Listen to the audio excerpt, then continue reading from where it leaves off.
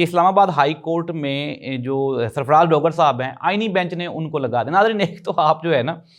یہ دل پہ ہاتھ رکھ کے یہ برداشت کر لیں کہ یہ جو آئینی بینچ ہے نا یہ آئینی بینچ ہی ہے، بس اس کے آگے میں کچھ نہیں کہنا چاہ رہا۔ ظاہر سی بات ہے ہمیں بھی ریسٹرکشنز ہیں۔ یہ جو آئینی بینچ ہے اس کا کردار آئینی ہوگا، جتنا پاکستان میں آئین آزاد ہے نا اس وقت اتنا ہی یہ بینچ آزاد ہے۔ اب اسد طور صاحب نے یہ کہا، انہوں نے کہا کہ مجھے ایک بہت بڑے سورس سے پتہ چلا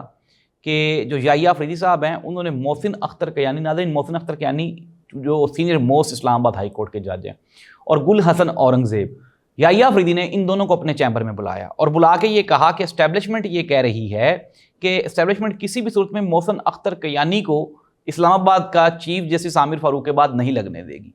تو اگر آپ لوگ ایگری ہو تو میں گل حسن اورنگزیب کی نام کی بات کر سکتا ہوں، یہ یحییٰ آفریدی نے کہا۔ لیکن ناظرین اس کے جواب میں جو ججز تھے انہوں نے کہا نہیں ہمیں اس سے کوئی اعتراض۔ ناظرین آج ایک مرتبہ دوبارہ پھر پاکستان میں نا اب ہر چیز آپ کو نظر آ جائے گی کھل کے کہ ہو کیا رہا ہے۔ یہ جو سرفراز ڈوگر صاحب ہیں لاہور ہائی کورٹ سے ان کو ٹرانسفر کیا گیا اسلام آباد ان کو سینئر موسٹ جج ڈکلیئر کیا گیا اور اب ان کو پرماننٹ اسلام آباد ہائی کورٹ کا چیف جسٹس لگا دیا گیا۔ علیمہ خان نے کہا کہ عمران خان سے ملاقات کروانے کا جو کیس تھا اس کو اسی لیے رکوایا گیا تھا کہ سرفراز ڈوگر کو یہ کہا گیا تھا کہ اگر آپ کا یہ امتحان ہے اس میں آپ پاس ہوئے تو پھر آپ کو پرماننٹ لگا دیا جائے گا۔